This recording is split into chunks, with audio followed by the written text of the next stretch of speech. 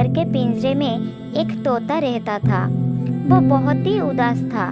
वो हर बार यही कोशिश करता था कि वो एक दिन इस पिंजरे से निकलकर दूर चला जाएगा, लेकिन वो हर बार नाकामयाब हो जाता। पता नहीं कब मैं इस पिंजरे से निकलूंगा। मैं यहाँ ठीक से सांस भी नहीं ले पाता हूँ। मैं आकाश में उड़ना चाहता हूँ, अपनी मर्जी का मालिक बनना चाहता हूँ, लेकिन मैं तो यहाँ लोगों के मनोरंजन के लिए कैद किया गया हूँ। हे भगवान, कोई तो मुझे यहाँ से आजाद करो।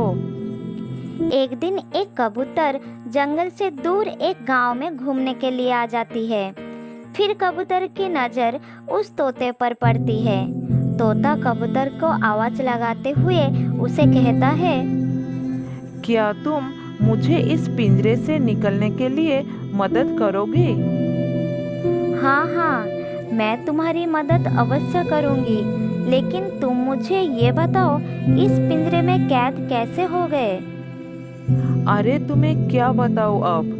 मैं तो जयपुर के एक जंगल में रहता था, लेकिन वहाँ पर शिकारी का आतंक था।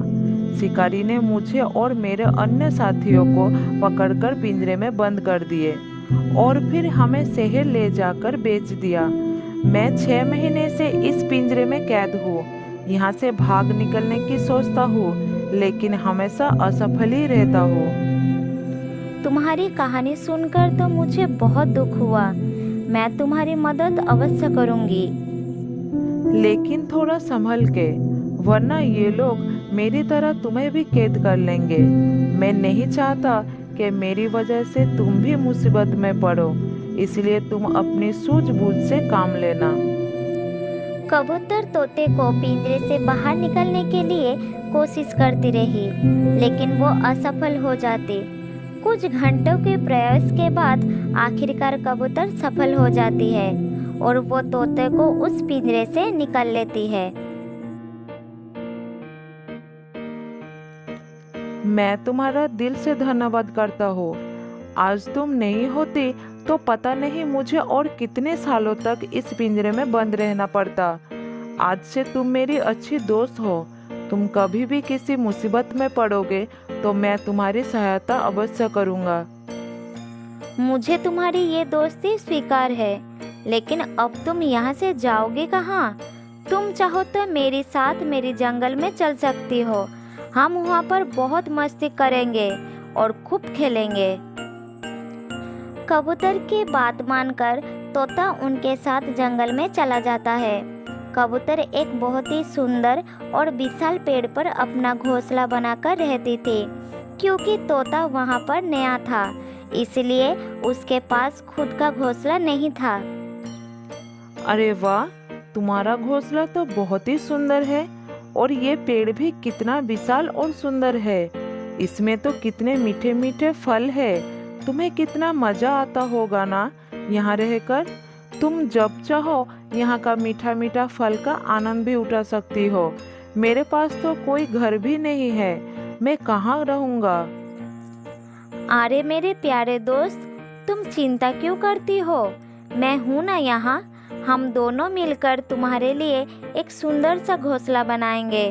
तुम जब तक चाहो मेरे घोंसले में रह सकते हो। जैसे ही तुम्हारा घोंसला तैयार हो जाएगा, तुम वहाँ रहने चले जाना।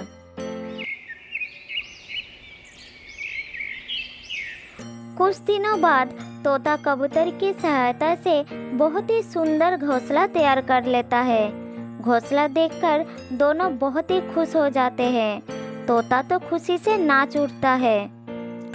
मैं तुम्हारा एहसान कैसे चुकाऊंगा। तुमने एक बार नहीं बल्कि 2 बार मेरी मदद की है। एक बार मुझे पिंजरे से छुड़ाकर और दूसरा मेरे लिए इतना सुंदर घर बनाकर। तुम्हारा मुझ पर बहुत सारा एहसान है। अब तुमने दोस्त बनाया है तो दोस्ती का फर्ज तो निभाना पड़ेगा। आज मैंने तुम्हारी मदद की है, क्या पता कल मैं किसी मुसीबत में फंस जाऊंगी तो तुम मेरी मदद कर देना। इसी तरह वक्त बीत जाता है और वक्त के साथ साथ तोता और कबूतर की दोस्ती और भी गहरी होती गई। वो दोनों एक साथ बहुत ही खुश रहने लगे। उनकी दोस्ती की मिसाल पूरा जंगल देने लगा। हर रोज वो किसी न किसी की मदद करते थे। वो सब मिलकर जंगल में खुशी खुशी रहते थे। एक दिन जंगल में आग लग जाती है। आग धीरे धीरे जंगल में फैलने लगती है। तोता और कबूतर समझ नहीं पा रहे थे कि ये हो क्या गया। अरे ये आग कैसे लग गई? हे भगवान, हमारी सहायता करो। हमें कुछ करना होगा दोस्त, नहीं तो जंगल का कोई प्राणी नहीं बच पाएगा। सभी जानवर डर के मारे इधर उधर भागने लगे। जानवर तो जैसे तैसे उस जंगल से निकलने में कामयाब हो गए थे, लेकिन पक्षियों के बच्चों को आग और धुएं की वजह से उड़ने में बहुत दिक्कत हो रही थी।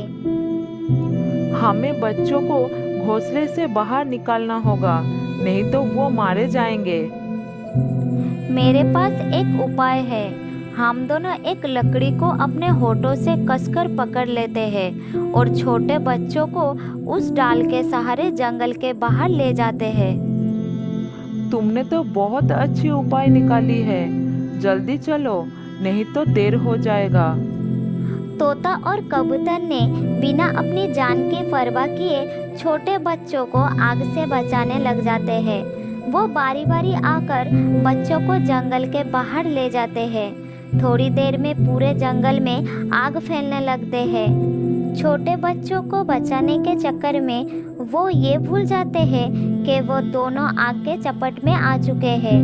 पूरे जंगल में धुआं फैल जाता है। तोता और कबूतर को कुछ भी दिखाई नहीं देता। तुम कहाँ हो दोस्त? आग तो चारों तरफ फैल चुकी है और धुएं की वजह से मुझे तुम नजर नहीं आ रही हो। मुझे भी तुम दिखाई नहीं दे रहे हो। मुझे सांस लेने में बहुत दिक्कत हो रही है। अगर बच गए तो दोबारा हम अवश्य मिलेंगे। दोनों को कुछ समझ नहीं आ रहा था। इस आग से कैसे बचेंगे? आग इतनी फैल चुकी थी कि पूरा जंगल जल गया था।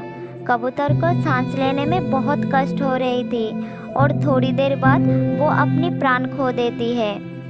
दूसरी ओर तोता बहुत कोशिश कर रहा था कि वो खुद को और कबूतर का आग से बचा सके। तोता अपनी जान बचाने के लिए यहाँ वहाँ उड़ रहा था। तभी वो आग के चपेट में आ जाता है और उसकी भी मौत हो जाता है। बहुत देर तक जब अन्य पक्षियों को तोता और कबूतर दिखाई नहीं देते, तब उन्हें अंदेशा हो जाता है कि शायद वो आग की चपेट में आ गए हैं। मुझे ये सोचकर बहुत ही दुख हो रहा है कि हमारे प्राण की रक्षा करते करते वो अपनी जान दे बैठी। भगवान उन दोनों की आत्मा को शांति दे।